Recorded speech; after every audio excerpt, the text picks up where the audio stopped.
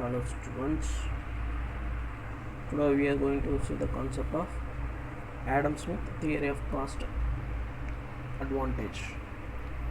Adam Smith ஓட முழு செலவு கோட்பாடு இப்போ நம்ம பார்ப்போம் சரிங்களா. Adam Smith argued that all nations can be benefited when there is a free trade and specialization in terms of the absolute cost advantage.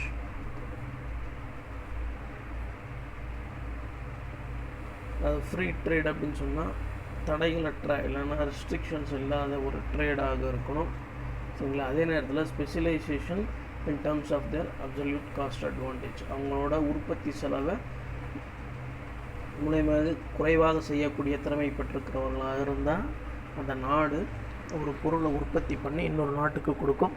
அதே நேரத்தில் மற்றொரு நாடும் பொருளை உற்பத்தி பண்ணி இன்னொரு நாடுக்கு கொடுக்கும் அந்த தன்மை கொண்டிருக்கும் அப்படின்னு சொல்லியிருக்காங்க.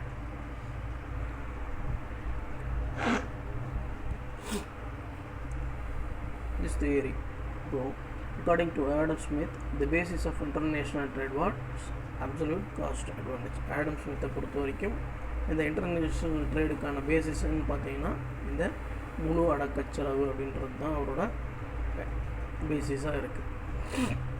Trade between two countries would be mutually beneficial when one country produces the commodity at an absolute cost advantage. Trade between two countries எப்போ பெனிஃபிட்டாக இருக்கும் அப்படின்னு பார்த்தீங்கன்னா மியூச்சுவலி பெனிஃபிஷியல் அப்படின்னு சொல்லுவோம். எப்போ அப்படின்னு பார்த்தீங்கன்னா ஒரு கண்ட்ரியோட ப்ராடக்ட்டு ப்ரொடியூஸ் பண்ணுறது அடுத்த கண்ட்ரியோட ப்ராடக்டை விட கம்மியாக இருக்கணும் சரிங்களா. அப்படி இருந்தால் அங்கே மியூச்சுவல் பெனிஃபிஷியலாக வந்து பிஸ்னஸ் நடைபெறும் அப்படின்னு சொல்கிறாங்க. நமக்கு ஒரு இல்லஸ்ட்ரேஷன் ஒன்று கொடுத்துருக்கு, அது என்னென்னு பார்க்கலாம்.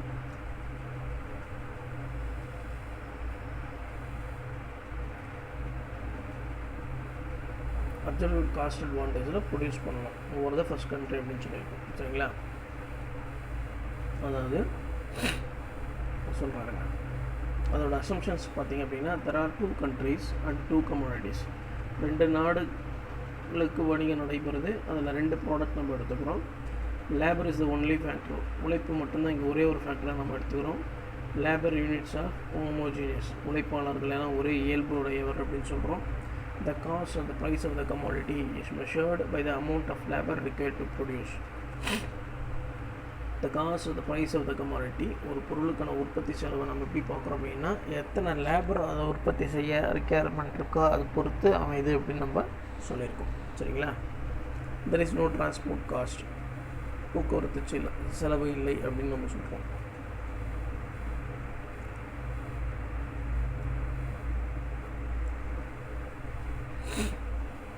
ஸோ இங்கே ஒரு இல்லஸ்ட்ரேஷன் உங்களுக்கு கொடுத்துருக்கு, அதாவது ரெண்டு கண்ட்ரி செலக்ட் பண்ணியிருக்கோம் நம்ம, இந்தியா அண்டு சைனா. இதில் ரெண்டு ப்ராடக்ட்டையும் நம்ம செலக்ட் பண்ணுறோம். ஆஸ் பர் அசம்ஷன் ரெண்டு ப்ராடக்ட் நம்ம எடுத்துக்கிறோம் சரிங்களா. இதில் பார்த்தீங்க அப்படின்னா சைனாவை விட இந்தியா கோதுமை அதிகமாக உற்பத்தி செய்யுது ஓகேங்களா. ஸோ அதை அப்போது இந்த கோதுமை உற்பத்தி செய்கிறதுக்கான காஸ்ட் வந்து இந்தியாவை வந்து ரொம்ப கம்மியாக இருக்குது அப்படின்னு நம்ம சொல்கிறோம். அதே நேரத்தில் கிளாத் மேனுஃபேக்சரிங்கில் இந்தியாவை விட சைனா அதிகமாக இருக்குது. அப்போது இந்த சைனாவில் கிளாத் மேனுஃபேக்சரிங் அப்படின்றது ரொம்ப கம்மியான செலவில் உற்பத்தி ஆகுது அப்படின்னு சொல்கிறோம். ஸோ அப்போ என்ன பண்ணலாம் அப்படின்னா இந்தியா இந்த கோதுமையை சைனாவுக்கு எக்ஸ்போர்ட் பண்ணிவிட்டு ஓகேயா அவங்கக்கிட்ட இருந்து இந்த கிளாத்தை நம்ம வாங்கிக்கலாம். இதுதான் இந்த பிஸ்னஸ் ட்ரான்சாக்ஷன் அப்படின்னு சொல்லுவோம் சரிங்களா. அதே மாதிரி சைனா நம்மக்கிட்ட இருந்து கோதுமை வாங்கிட்டு கிளாத்தை நமக்கு கொடுக்கலாம் சரிங்களா. ஸோ இந்த லெஃப்ட் சைடில் பார்த்தீங்கன்னா ஒய்எக்ஸில் வீட்டும் ரைட் சைடில் கிளாத்தும் கொடுத்துருக்கு. இந்தியாவோட கிளாத் மேனுஃபேக்சரிங் அப்படின்னு பார்த்தீங்க அப்படின்னா ரொம்ப கம்மியாக இருக்குது சரிங்களா. அதே மாதிரி சைனாவோட கிளாத் மேனுஃபேக்சரிங் அப்படின்னு பார்த்தீங்கன்னா அதிகமாக இருக்கும் ஓகே. ஸோ இந்தியாவோட வீட் மேனுஃபேக்சரிங் அதிகமாக இருக்கும், சைனாவது கம்மியாக இருக்கும் அப்படின்னு நம்ம சொல்லுவோம் சரிங்களா. From the illustration it is clear that India has an absolute cost advantage in production of wheat over China. சைனாவை விட இந்தியா வீட் ப்ரொடக்ஷனில் காஸ்ட் ஆஃப் ப்ரொடக்ஷன் ரொம்ப கம்மி அப்படின்னு நம்ம சொல்கிறோம். அதே மாதிரி சைனாவோட அப்சல்யூட் காஸ்ட் அட்வான்டேஜ் கிளாத்தில் இந்தியாவை விட அதிகமாக இருக்குது அப்படின்னு சொல்லலாம். So therefore India should specialize in production of wheat and import cloth from China. வீட்டை சர்ப்ளஸாக உற்பத்தி பண்ணி சைனாவுக்கு எக்ஸ்போர்ட் பண்ணால் அதே நேரத்தில் கிளாத்தை இம்போர்ட் பண்ணிக்கலாம். அதே மாதிரி சைனாவும் வந்து சர்ப்ளஸாக கிளாத்தை உற்பத்தி பண்ணி இந்தியாவுக்கு கொடுத்துட்டு வீட்டை நம்மக்கிட்ட இருந்து வாங்கிக்கலாம் அப்படின்னு சொல்லலாம்.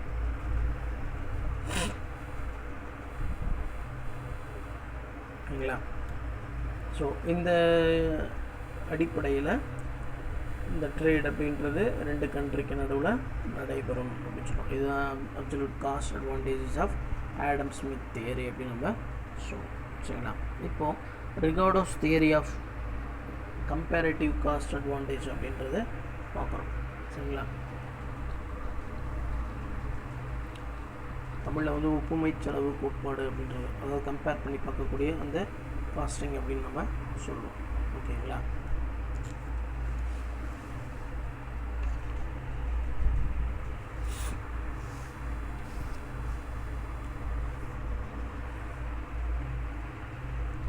David Ricardo, the British economist, in his principles of political economy and taxation, political economy and taxation அப்படின்ற அவரோட book published in 1817 formulated a systematic theory. ஒரு சிஸ்டமேட்டிக் தியரி ஃபார்முலேட் பண்ணுறாரு. அதுக்கு பேர் கம்பேரிட்டிவ் காஸ்ட் தியரி அப்படின்னு சொல்கிறோம். தமிழில் ஒப்புமை செலவு கோட்பாடு அப்படின்னு சொல்கிறோம். Comparative cost theory. ஓகேவா? Later it was refined by J.S. Mill, Marshall, Tasic and others. ஒரு காலத்தில் இதை வந்து இது ரிஃபைன் பண்ணியிருக்காங்க மில், மார்ஷல், டசிக் அண்ட் அதர்ஸால். இந்த தியரி வந்து கொஞ்சம் அட்வான்ஸ்மெண்ட் பண்ணி கொடுக்கப்பட்டிருக்கு அப்படின்னு நம்ம சொல்லலாம். ஓகேங்களா? Ricardo demonstrates that the basis of trade is comparative cost advantage. Comparative cost advantage மூலயமாக இந்த ட்ரேட் நடைபெறுது அப்படின்ட்டு ரிகார்டோ சொல்கிறார். In other words, trades can be takes place even if the absolute cost difference is absent, but there is a comparative cost difference. Absolute cost difference அங்கே இல்லைன்னாலும் comparative cost difference மூலயமாக வணிகம் நடைபெறும் அப்படின்ற மாதிரி இவர் சொல்கிறார்.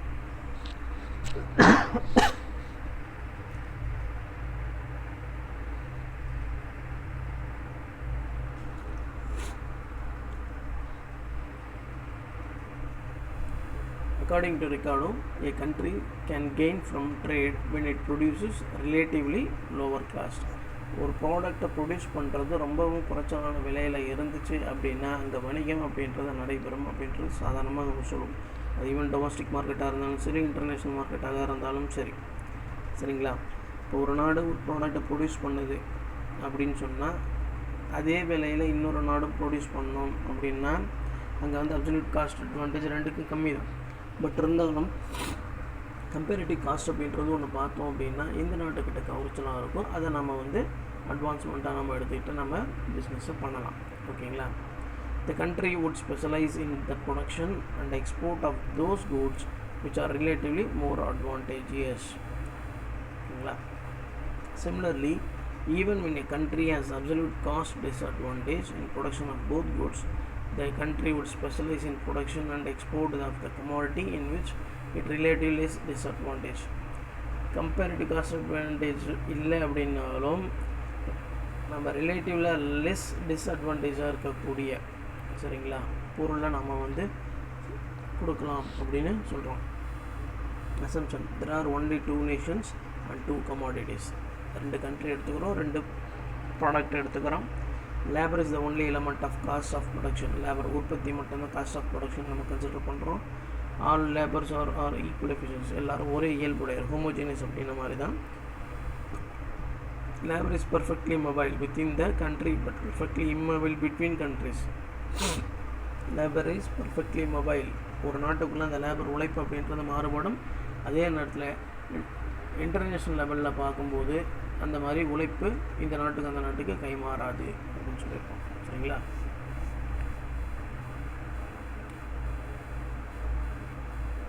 Production is subject to the law of constant return to scale. Constant return to scale அப்படின்ற கான்செப்டில் ப்ரொடக்ஷன் நடக்கும். இங்கே foreign trade is free from all barriers, எந்த ரெஸ்ட்ரிக்ஷன்ஸும் இல்லை அப்படின்னு சொல்கிறோம். டெக்னாலஜியில் எந்த சேஞ்சும் இல்லை, நோ சேஞ்ச் இன் டெக்னாலஜி. அதே மாதிரி டிரான்ஸ்போர்ட் காஸ்ட்டும் இல்லை, no transport cost. Perfect competition இந்த மார்க்கெட் இருக்கும். ஓகேங்களா?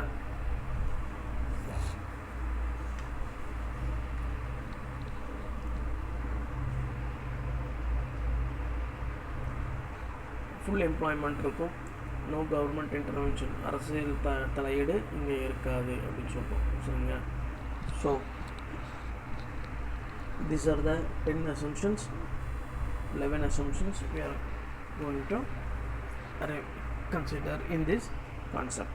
Okay, now illustration on கொடுத்திருக்கு. Ricardo theory of comparative cost can be explained with a hypothetical example. சரிங்களா? of production cost of clothes and wheat in America and India. அதே ரெண்டு ப்ராடக்ட்டை தான் எடுக்கிறோம், ஆடம் ஸ்மித்தோட கான்செப்டில் எடுத்த மாதிரி. சரிங்களா? இங்கே ப்ரொடக்ஷன் ஆஃப் காஸ்ட், கிளாத்துக்கு எவ்வளோ ஆகுது, அதே மாதிரி வீட்டுக்கு எவ்வளோ ஆகுது, அந்த ரெண்டு கண்ட்ரியில் அப்படின்றதையும் நம்ம பார்க்குறோம். சரிங்களா? Comparative cost advantage, units of labour required to produce 1 unit. சரிங்களா? ஒரு யூனிட் ப்ராடக்ட் ப்ரொடியூஸ் பண்ணுறதுக்கு எத்தனை யூனிட்ஸ் ஆஃப் லேபர் செலவாகுது அப்படின்ற கான்செப்டை நம்ம மீன் பண்ணுறோம். சரிங்களா? ஒரு யூனிட் ஆஃப் ப்ராடக்டை ப்ரொடியூஸ் பண்ணுறதுக்கு எத்தனை யூனிட் ஆஃப் லேபர் நமக்கு தேவைப்படுது அப்படின்னு சொல்கிறோம். சரிங்களா? அமெரிக்கா கிளாத் 100 யூனிட்ஸ், வீட் 120 யூனிட்ஸ். சரிங்களா? எக்ஸ்சேஞ்ச் அப்படின்னு பார்த்தீங்க அப்படின்னா 1 wheat is equal to 1.2 cloth. 1 unit of wheat கொடுக்கணும் அப்படின்னா 1.2 யூனிட் ஆஃப் கிளாத்தை நம்ம கொடுக்கணும். அதேமாதிரி 90 யூனிட் ஆஃப் கிளாத் அப்படின்னா 80 யூனிட்ஸ் ஆஃப் வீட் இங்கே இந்தியாவில் உற்பத்தி ஆகுது. அப்போ 1 வீட்டுக்கு 0.88 யூனிட் கிளாத்தை ஈக்குவலைஸ் பண்ணியிருக்கோம் நம்ம. ஓகேங்களா? Right.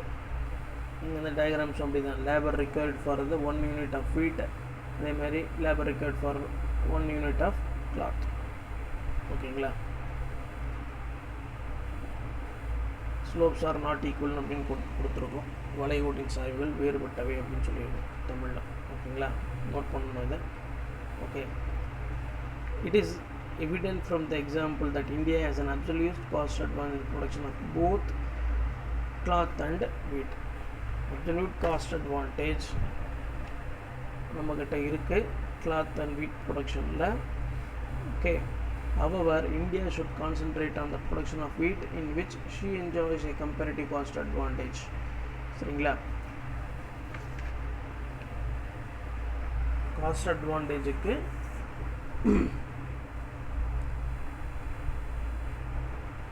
India should concentrate on production of wheat ப்ரொடக்ஷனில் கான்சென்ட்ரேட் பண்ணணும், காஸ்ட் அட்வான்டேஜ் என்ஜாய் பண்ணணும் அப்படின்னு சொன்னால்.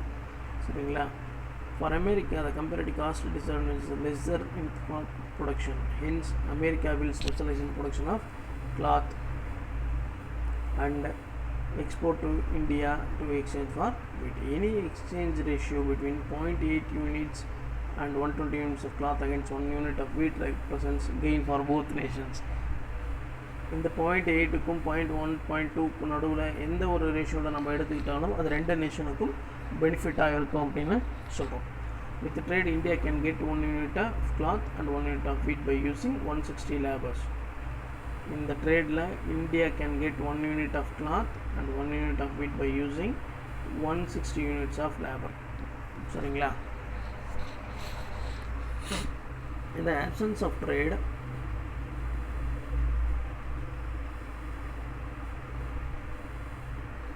for getting the best benefit, India will have to use 170 of land. இந்த ட்ரேடில் வாங்கல அப்படின்னா India 170 units of labour utilise பண்ண வேண்டியிருக்கும். America also gains from this trade.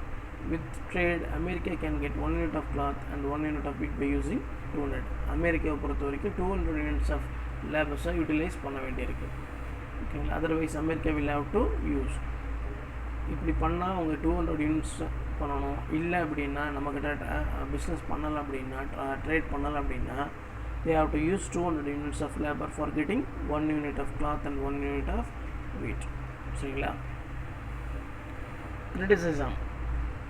Labor cost is small portion of the total cost. Hence, theory based on labour cost is அன்ரியலிஸ்டிக்னு சொல்கிறது. Labour காஸ்ட்டை base பண்ணி நம்ம பொருள் மேனுஃபேக்சர் அப்படின்றத நம்ம கணிக்க முடியாது அப்படின்னு சொல்கிறாங்க. ஓகேங்களா?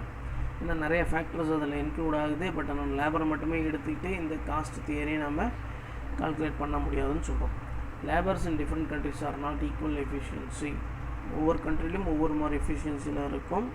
சரிங்களா? அதுவும் எல்லா லேபரும் ஒரே மாதிரி ஈக்குவல் எஃபிஷியன்ஸாக இருக்க மாட்டாங்க. ஸோ லேபரை நம்ம ஃபேக்டராக எடுக்கிறது இட்ஸ் நாட் ரியலிஸ்டிக் அப்படின்னு நம்ம சொல்கிறோம். ஓகேங்களா? Modern theory of international trade அப்படின்னு சொல்கிறோம். புதிய பன்னாட்டு வாணிப கோட்பாடு அப்படின்னு சொல்லுவோம் தமிழில். புதிய பன்னாட்டு வாணிப கோட்பாடு. The modern theory of international trade was developed by Swedish economist Eliezer. Okay. This modern theory of international trade was developed by Swedish economist Eliezer and his student Bertil Ohlin. அவருடைய மாணவரும் பெர்லின் ஓலர் in 1919 இந்த theory develop பண்ணுறாங்க. This model was based on Rigaudin theory of international trade. இந்த model Rigaudin theory of international trade base பண்ணி இருக்குது அப்படின்னு சொல்கிறோம். This theory says that the basis for international trade is the difference in factor endowments. This theory is based on the difference in factor endowments. சரிங்களா?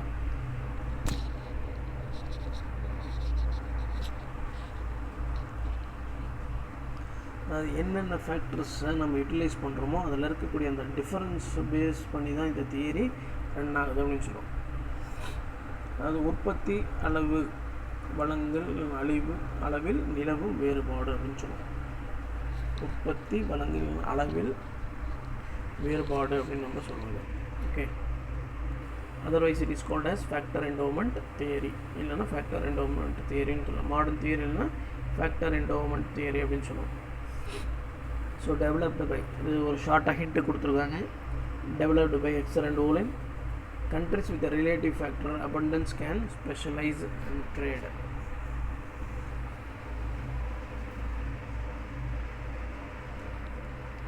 அதிகமான காரணி இருப்புகள் அப்படின்னு சொல்லுவோம். அதிகமான காரணி இருப்புகளை கொண்ட நாடுகள் இந்த மாதிரி ட்ரேடில் ஈடுபடலாம் அப்படின்னு சொல்கிறோம். abundance of skilled labor, அதிகப்படியான skilled labor, specialization, export, exchange for goods and services produced by countries within abundance of unskilled labor. அதே மாதிரி ஸ்கில்டு லேபர், அதிகமான ஸ்கில்டு லேபர் இருக்கணும். ஸ்பெஷலைசேஷன், எக்ஸ்போர்ட் ஃபெசிலிட்டி இதெல்லாம் இருக்கிறதும் பண்ணலாம். சரியா?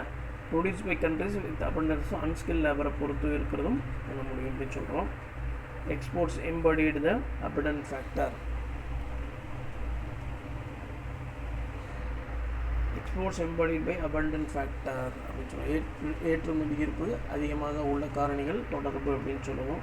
அதே மாதிரி அன்ஸ்கில்டு லேபர், இந்த இடத்துல அன்ஸ்கில்டு லேபராக இருக்கக்கூடிய நாடுகள் ப்ரொடியூஸ் பண்ண ப்ராடக்டை மற்ற ப்ராடக்டோடு நம்ம எக்ஸ்சேஞ்ச் பண்ணிக்கலாம் அப்படின்னு சொல்கிறோம். இம்போர்ட்ஸ் எம்படிட் ஃப்ரம் ஸ்கேர்ஸ் ஃபேக்டர், பற்றாக்குறையான காரணி தொடர்பு அப்படின்னு சொல்லுவோம். ஸ்கேர்ஸ் ஃபேக்டர், இம்போர்ட் அப்படின்றது பற்றாக்குறையான காரணியால் உற்பத்தி பொருளை வாங்குறது அப்படின்னு சொல்லுவோம். assumes a high degree of factor mobility,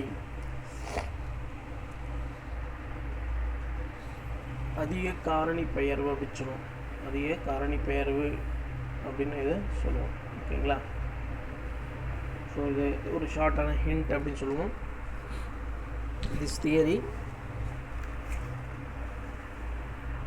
the classical theory argued that the basis for foreign trade was comparative cost difference.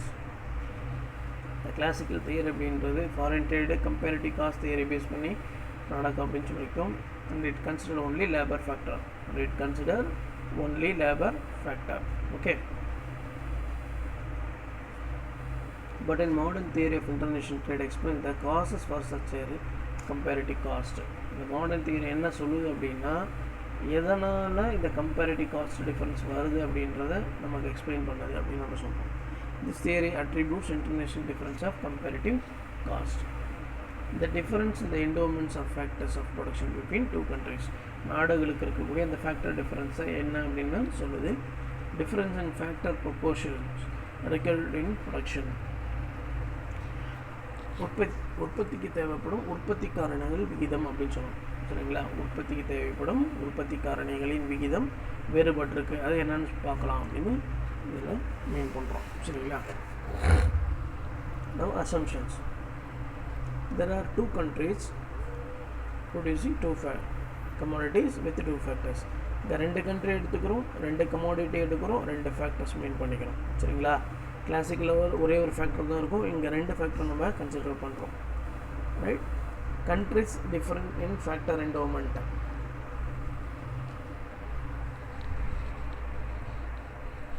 ஒவ்வொரு நாடும் ஒவ்வொரு அளவில் இந்த ஃபேக்டர்ஸை பெற்றிருக்கு அப்படின்னு சொல்லி ஒவ்வொரு அளவில் ஃபேக்டர்ஸ் இருக்குது ஒவ்வொரு நாட்டுக்கும். Okay. commodities are categorized in terms of factor intensity.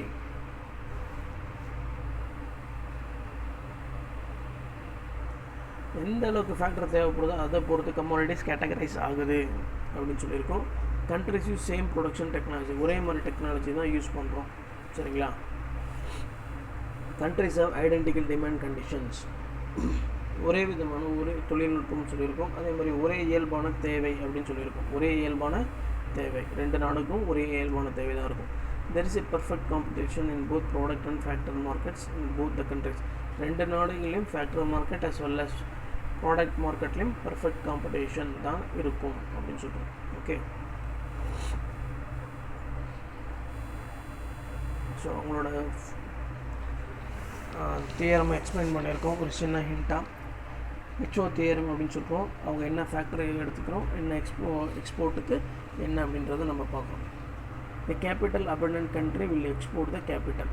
அதாவது மூலதனம் அதிகமாக இருக்கக்கூடிய நாடு மூலதனத்தை எக்ஸ்போர்ட் பண்ணணும் அப்படின்னு சொல்லுவோம். அது மாதிரி இன்டென்சிவ் கூட்ஸ், உழைப்பு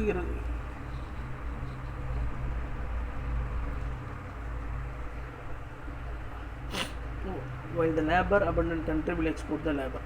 மூலதனம் அதிகமாக இருக்கக்கூடிய நாடுகள் மூலதனத்தையும் சரி அதை சார்ந்ததும் எக்ஸ்போர்ட் பண்ணும். லேபர் அதிகமாக இருக்கக்கூடிய பொருட்கள் அதை சார்ந்த பொருட்களை அதிகமாக உற்பத்தி செஞ்சு எக்ஸ்போர்ட் பண்ணோம் அப்படின்னு சொல்கிறோம். Factor proportions models which links exports and imports to factor endowments. Factor விகிதத்தை பொறுத்து ஃபேக்டரை பேஸ் பண்ணி நடக்கக்கூடியதை வந்து இம்போர்ட் as well as எக்ஸ்போர்ட்டும் நடக்கும் based on the difference in factors அப்படின்னு சொல்கிறோம். A country exports those model commodities produced with relative large quantities of the country's relatively abundant factor. ஒரு நாடு அதிகமான காரணியை கொண்டிருக்கு அப்படின்னு சொன்னால் உற்பத்தி செய்யும் பண்டங்கள் ஏற்றுமதி செய்யும். நிறைய ஃபேக்டர்ஸ் நம்மக்கிட்ட இருக்குது, அதிகமாக இருக்குது, அபண்டண்ட்டாக இருக்குது அப்படின்னா அந்த என்னென்ன ஃபேக்டர் இருக்கோ அந்த ஃபேக்டர்ஸ் எல்லாம் பேஸ் பண்ணி இங்கே எக்ஸ்போர்ட் நடக்கும் அப்படின்னு நம்ம சொல்கிறோம். According to Holly, a capital abundant country will export the capital. A capital abundant country will export the capital intensive goods. While the labor abundant country will export the labor intensive goods. A factor is regarded abundant or scarce. ஒரு factor அப்படின்றது அதிகமாகவோ இல்லை பற்றாக்குறையாக இருக்கும் in relation to the quantum of other factors. மற்ற factors பொறுத்து இது அமையும்.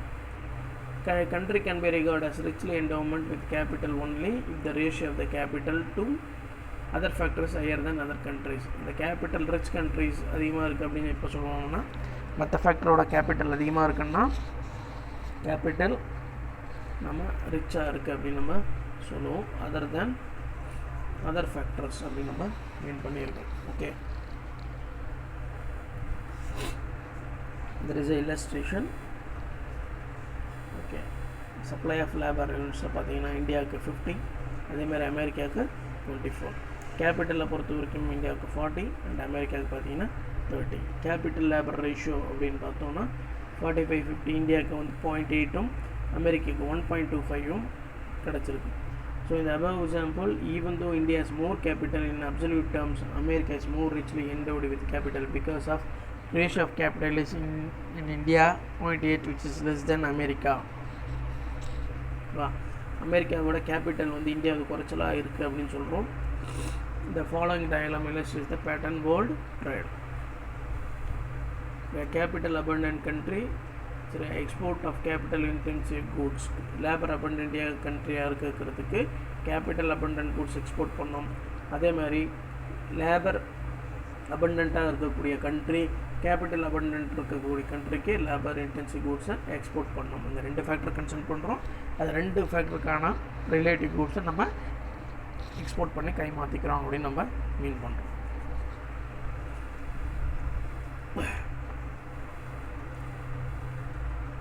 limitations, factor endowment of a country may change over time. காலத்தை பொறுத்து இது மாறுபடும் சொல்லியிருக்கோம். The efficiency of same factor, say labor, may differ in 2 countries. For example, America may be labor scarce in terms of number of workers. America labor scarce ஆகவும் இருக்கலாம், but terms of efficiency total number of labor may be larger அப்படின்னு சொல்லுவோம். Okay, next comparison of classical theory and modern theory அப்படின்றத பார்க்க போகிறோம். Okay, now comparison of this classical theory and modern theory. Classical theory of international trade and modern theory of international trade கான 2 difference என்னன்னு பார்க்குறோம். The classical theory explains the phenomenon of international trade on the basis of labor theory value. சரிங்களா, உழைப்பை சார்ந்த மதிப்பு கோட்பாடு அப்படின்னு சொல்கிறோம். கிளாசிக்கல் தியரி அப்படின்றது உழைப்பை சார்ந்த மதிப்பு கோட்பாடு. அதே நேரத்தில் மாடர்ன் தியரி அப்படின்றது it explains the phenomenon of international trade on the basis of general theory value. சரிங்களா, ஒரு பொது மதிப்பு கோட்பாடை பொறுத்து இது அமைஞ்சிருக்கு அப்படின்னு சொல்கிறோம் மாடர்ன் தியரியை. It represents A 1 factor labour model. இது ஒரு ஃபேக்டரை மட்டும் தான் கன்சிடர் பண்ணுறது. இது ரெப்ரசன்ட் ஏ மல்டி ஃபேக்டர், அதாவது 2 ஃபேக்டர் சொல்கிறோம், 2 ஃபேக்டர் மாடல் அப்படின்னு சொல்லுவோம், labour and capital. It attributes the difference in the comparative cost to difference in productive efficiency. இது உழைப்பு பொறுத்து அந்த காஸ்ட் அமையும் அப்படின்னு நம்ம இது மீன் பண்ணுறோம். சரிங்களா, it attributes difference in comparative cost differences in factor endowments. சரிங்களா, என்னென்ன ஃபேக்டர் நமக்கு கிடைக்குதோ அதை பொறுத்து நமக்கு வந்து நம்ம கம்பேரிட்டிவ் காஸ்ட் இருக்கும் அப்படின்னு சொல்லி நம்ம மீன் பண்ணுறோம் இதில். சரிங்களா, so this R the 3 main differences. சரிங்களா, இது ஒரு 3 மார்க் கொஷின் உங்களுக்கு. Gains from international trade. சரிங்களா, இன்டர்நேஷ்னல் ட்ரேட் மூலமாக நமக்கு கிடைக்கக்கூடிய நன்மைகள் அப்படின்னு நம்ம சொல்லுவோம். International trade helps a country to export its surplus goods. ஒரு நாட்டில் இருக்கக்கூடிய அதிகப்படியான சர்ப்ளஸான கூட்ஸை எக்ஸ்போர்ட் பண்ணும். Export surplus goods. Okay, and secure a better market for it. சரிங்களா, அந்த ப்ராடக்ட்டுக்கான ஒரு நல்ல மார்க்கெட்டை உருவாக்கிக்கும். Similarly international trade helps a country to import the goods which cannot be produced. ஒரு நாட்டால் உற்பத்தி செய்ய முடியாத பொருளாக இருந்தால், சரிங்களா, அதாவது உற்பத்தி செய்ய முடியலன்னா ஒன்று விலை அதிகமாக இருக்கும்னா இல்லை ரிசோர்ஸஸ் இருக்காது. ஸோ அந்த மாதிரி இருக்கக்கூடிய ப்ராடக்டை மற்ற நாட்டில் இருந்து இம்போர்ட் நம்ம பண்ணிக்கலாம். சரிங்களா, the gains from international trade may be categorized under 4 heads. சரிங்களா, 4 headsல நம்ம பிரிக்கிறோம் gains. ஒன்று efficiency of production. International trade enables each participatory country to specialize in the production of goods in which it has absolute or comparative cost advantage. International specialization offers the following gains. சரிங்களா, எஃபிஷியன்சியை பொறுத்த வரைக்கும் ஒரு நாடு comparative and absolute cost டிஃப்ரென்சஸில் சில பொருளை உற்பத்தி செஞ்சு கொடுக்கணும் அப்படின்னு நம்ம மீன் பண்ணுறோம். அப்போ தான் அது வந்து அந்த நாட்டுக்கு பெனிஃபிட்லாம் இருக்கும். சரிங்களா, அந்த அடிப்படையில் பார்த்தோம் அப்படின்னா பெட்டர் யூட்டிலைசேஷன் ஆஃப் ரிசோர்ஸஸ், அந்த எஃபிஷியன்சியை மெயின் பண்ணுறதுக்கு, அந்த காஸ்ட் டிஃப்ரென்சஸ் நம்ம மெயின்டைன் பண்ணுறதுக்கு பெட்டர் யூட்டிலைசேஷன் ஆஃப் ரிசோர்ஸஸ் எல்லாத்தையும் சரியான முறையில் பயன்படுத்தணும். கான்சன்ட்ரேஷன் இந்த production of goods in which it has comparative advantage இருக்கக்கூடிய கூட்ஸில் பொருளை கம்மியான அளவு நம்ம பயன்படுத்தி உற்பத்தி நமக்கு இருக்கணும் அப்படின்னு நம்ம சொல்கிறோம். சேவிங்ஸ் இன் டைம், நேரத்தை பொறுத்த வரைக்கும் சிக்கனமாக இருக்கணும். ரிஃப்ளெக்ஷன் ஆஃப் ஸ்கில்ஸ் இன் ப்ரொடக்ஷனுக்கு உண்டான ஸ்கில்ஸை டெவலப் பண்ணிக்கிறது. இம்பார்ட்டன்ட் இந்த டெக்னிக்ஸ் ஆஃப் ப்ரொடக்ஷன், சரிங்களா. தொழில்நுட்ப வளர்ச்சி, ஓகேங்களா. இன்க்ரீஸ் பொருள் உற்பத்தி அதிகமானது. ஹையர் ஸ்டாண்டர்ட் ஆஃப் லிவிங் இந்த ட்ரேடிங் கண்ட்ரிஸ், வணிகம் செய்யக்கூடிய கண்ட்ரியோட ஸ்டாண்டர்ட் ஆஃப் லிவிங் உயர்ந்து காணப்படும் அப்படின்னு சொல்கிறோம், சரிங்களா. ஸோ இதை தான் அந்த எஃபிஷியன்சி ஆஃப் ப்ரொடக்ஷனால் கிடைக்கக்கூடிய நன்மைகள் அப்படின்னு நம்ம பார்க்கணும். அதே மாதிரி equalisation of price between countries, சரிங்களா. நாடுகளுக்கு இடையான பொருளில் வந்து விலை சமனடைதல் அப்படின்னு நம்ம சொல்லுவோம். International trade may help to equalise prices in all trading countries. Equalise price in all trading countries அப்படின்னு சொல்லுவோம், சரிங்களா. Prices of goods are equalised between 2 countries. எந்த கண்ட்ரியில் வந்து வணிகம் நடைபெறுதோ அந்த கண்ட்ரிக்கான ப்ரைஸு ஈக்குவலைஸ் ஆகும். Relative it is not happen, but ஆக்சுவலாக இது ரியாலிட்டியில் நடக்கிறது கிடையாது. The difference is only with regard to the cost of transportation. Transport காஸ்ட்டில் தான் இது வேரியேஷன் நடக்கும். Prices of factors of production are also equalise. Prices of ஃபேக்டரும் ஈக்குவலைஸ் ஆகணும்னு சொல்கிறோம், பட் ரியாலிட்டியில் அந்த மாதிரி நடக்காது, சரிங்களா. இந்த மாதிரி நடந்ததுன்னா பொருள் ஏற்றுமதியே நடக்காது, சரிங்களா. Equitable distribution of scarce material, பற்றாக்குறையான வளங்களை சமமாக பகிர்தல் அப்படின்னு சொல்லுவோம், சரிங்களா. International trade may help the trading countries to have equitable distribution of resources, scarce resources, பற்றாக்குறையான பொருட்களை டிஸ்ட்ரிபியூட் பண்ணிக்கிறது அப்படின்னு சொல்கிறோம் நம்ம. General advantage of international trade, பொதுவான ஒரு அட்வான்டேஜஸ் என்ன அப்படின்னா, availability of variety of goods for consumption, நுகர்வு பண்ணுறதுல டிஃப்ரெண்ட்டான ஃப்ரூட்ஸ் நமக்கு கிடைக்கிறது. ஜென்ரேஷன் ஆஃப் மோர் எம்ப்ளாய்மெண்ட், வேலை வாய்ப்பு அதிகமாக கிடைக்கிறது. இண்டஸ்ட்ரியலைசேஷன் ஆஃப் பேக்வேர்ட் நேஷன்ஸ்,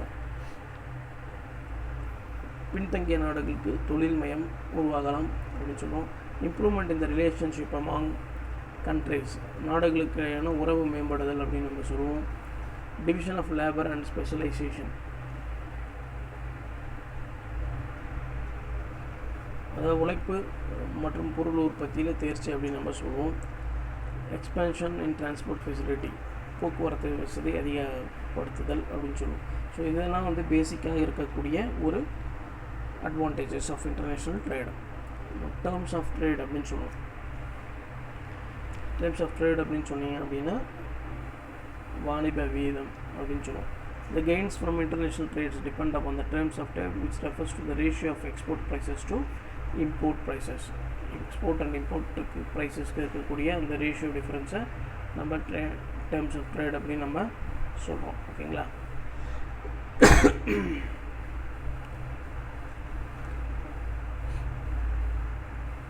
சரி, அந்த டேர்ம்ஸ் ஆஃப் ட்ரேட் டிஆர்டி அப்படின்றது இண்டெக்ஸ் ஆஃப் எக்ஸ்போர்ட் ப்ரைஸஸ், எவ்வளோ ப்ரைஸிங் எக்ஸ்போர்ட் பண்ணியிருக்கோம், எவ்வளோ ப்ரைஸுக்கு இம்போர்ட் நடந்திருக்கு, சரிங்களா. அதோட ரேஷியோ நம்ம எடுத்தோம் அப்படின்னா அதுதான் நமக்கான டிஓடியோட டிஃப்ரென்ஸ் அப்படின்னு சொல்லுவோம். Meaning, it is the rate at which the goods of one country are exchange for goods of another country. எந்த ரேட்டில் ஒரு பொருள் வந்து நம்ம எக்ஸ்சேஞ்ச் பண்ணியிருக்கோம் அப்படின்னு நம்ம சொல்லுவோம். It is expressed as the relation between export prices and import prices. It is expressed as the relationship between export prices and import prices. Okay. Terms of trade improves when average price of export is higher than average price of import. Terms of trade improves when the average price of export is higher than average price of import. இம்போர்ட்டை விட average price எக்ஸ்போர்ட்டில் அதிகமாக இருக்குது அப்படின்னா trade அதிகமாகும் நம்ம சொல்லலாம், ஓகேங்களா. Types of terms of trade, என்னென்ன types அப்படின்னு சொல்கிறோம். The different concept of terms of trade were classified by Gerald M Meier into following 3 categories. Gerald M Meier 3 கேட்டகரிஸாக அந்த டேர்ம்ஸ் ஆஃப் ட்ரேடை பிரிச்சிருக்காரு, சரிங்களா. Terms of trade related to ratio of exchange between commodities அப்படின்னு கொடுத்துருக்கு. பொருட்கள் பரிவர்த்தனை வீத அடிப்படை அப்படின்னு சொல்லுவோம், சரிங்களா. அதில் first one net barter terms of trade, இதை கொடுத்தது Taussig. Net barter system of trade, நிகர பண்டமாற்ற வாணிப விகிதம்னு சொல்லுவோம் தமிழ். நிகர பண்டமாற்ற வாணிப விகிதம், ஓகேங்களா. அடுத்தது gross barter terms of trade அப்படின்னு சொல்லுவோம். மொத்த பண்டமாற்ற வாணிப வீதம்னு சொல்லுவோம். மொத்த பண்டமாற்ற வாணிப, இதையும் டசிக் அப்படின்னு கொடுக்குறாங்க. Income terms of trade, income terms வருவாய் வாணிப வீதம் அப்படின்னு சொல்லுவோம். இதில் வந்து டோரன்ஸ் கொடுத்துருக்காரு சரிங்களா. ஸோ இந்த மூணின் அடிப்படையில் நம்ம வந்துட்டு இந்த டேர்ம்ஸ் ஆஃப் ட்ரேடை நம்ம கவனிக்கிறோம் ஓகேங்களா. First one net barter terms of trade என்னென்னு பார்க்கலாம். This type of trade was developed by Taussig. இந்த ட்ரேடை டெவலப் பண்ணது, இந்த டைப்பை டெவலப் பண்ணது டசிக் 1927. The ratio between the prices of exports and of import is called net barter terms of trade. எக்ஸ்போர்ட்டுக்கும் இம்போர்ட்டுக்கும் இருக்கக்கூடிய அந்த ratio differences தான் நம்ம என்ன சொல்கிறோம், net barter system of trade அப்படின்னு சொல்கிறோம். ப்ரைஸ் டிஃப்ரென்ஸ் சரிங்களா. It is named by Viner as a commodity terms of trade. இதை வீனர் என்னன்னு சொல்கிறாருன்னா கமாடிட்டி டேர்ம்ஸ் ஆஃப் ட்ரேடும் அப்படின்னு சொல்கிறார் ஓகேங்களா. It is expressed as TN suffix line கொடுத்துருக்கு. Net terms of trade is equal to ratio of export and ratio of divided by ratio of import into multiplied by 100 அப்படின்னு கொடுக்கும் சரிங்களா. இதோட formula per TN is net barter terms of trade. PX அப்படின்றது index number of export prices, அதே மாதிரி PM அப்படின்றது index number of import price அப்படின்னு சொல்லுவோம் சரிங்களா. This is used to measure the gain from international trade.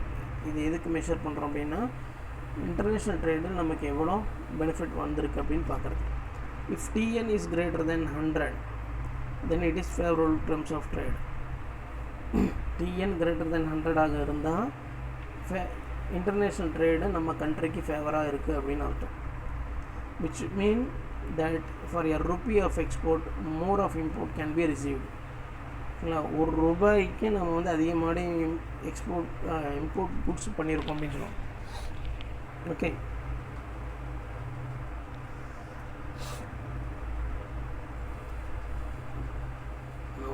Gross barter terms of trade. This was developed by Tasic in 1927. இதுவும் கொடுத்தது யாருன்னா Tasic தான் 1927ல as improvement over the net terms of trade. net terms of trade ஓட ஒரு improvement வெர்ஷனாக அதை கொடுக்குறாரு. It is an index of relationship between total physical quantity of imports to total physical quantity of export. நெட்டில் நம்ம ப்ரைஸை base பண்ணி பார்த்தோம், இங்கே வந்து குவான்டிட்டி பேஸ் பண்ணி நம்ம பார்க்குறோம் ஓகேங்களா. எவ்வளோ குவான்டிட்டி எக்ஸ்போர்ட் பண்ணியிருக்கு, எவ்வளோ குவான்டிட்டி இம்போர்ட் நடந்திருக்கு அப்படின்ட்டு சரிங்களா. இங்கே டிஜி அப்படின்றது gross quantity, Q of M அப்படின்றது குவான்டிட்டி ஆஃப் இம்போர்ட், QX அப்படி quantity of export into multiplied by 100 அப்படின்னு நம்ம சொல்கிறோம். QM அப்படின்னு index of import quantities, QX அப்படின்றது index of export quantities okay. For a given quantity of export, more quantity of import can be consumed. For a given quantity of export, more quantity of import can be consumed by a country. Then one can say that terms of trade is favorable. Now income terms of trade. Income terms of trade was given by Dorrance in 1948. Okay. It is the index of value of exports divided by the price of index of imports multiplied by quantity of index export. In other words, it is the net barter terms of trade of a country multiplied by its export volume index. சிம்பிளாக சொல்லணும் அப்படின்னா net barter system of trade multiplied by export volume இண்டெக்ஸால் multiply பண்ணுறோம் அப்படின்னு சொல்லுவோம் okay. இப்போது TY அப்படின்னு கொடுத்துருக்கோம், இன்கம் Y அப்படின்றது இன்கம் தெரியும். இங்கே வந்து net terms of trade multiplied by quantity of exports multiply பண்ணோம் அப்படின்னா நமக்கு அந்த வேல்யூ நமக்கு கிடைக்கும் அப்படின்னு சொல்லியிருக்கோம் okay. Where PX is price of index exports, PM அப்படின்றது price of index imports, QX அப்படின்றது இண்டெக்ஸ் குவான்டிட்டி இண்டெக்ஸ் எக்ஸ்போர்ட்ஸ் அப்படின்னு சொல்லுவோம் okay.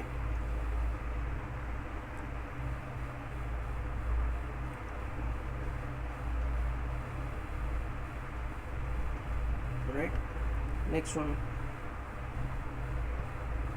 the single factorial terms of trade. Single factorial terms of trade.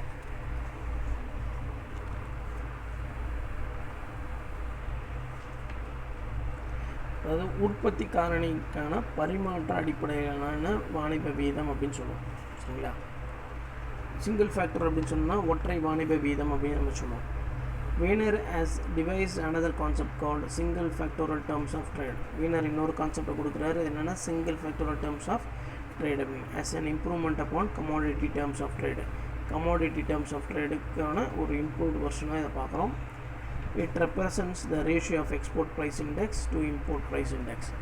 Export price index to import price index adjusted for changes in the productivity of a country. Symbolically, it can be represented as TF is equal to net trade into FX அப்படின்னு சொல்கிறோம். Okay, இதில் TX stands for single factor, TF stands for single factor and FX stands for productivity of exports.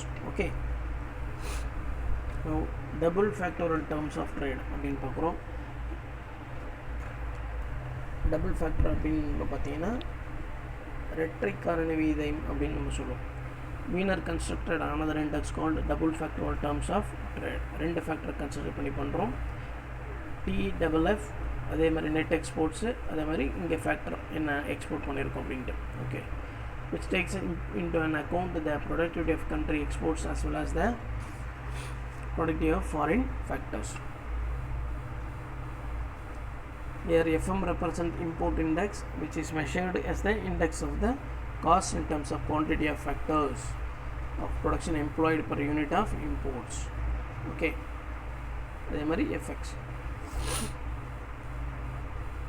Alright, அப்போ next 7.8 balance of trade versus balance of payment இது வந்து next வீடியோவில் நம்ம பார்க்கலாம். ஓகேங்களா?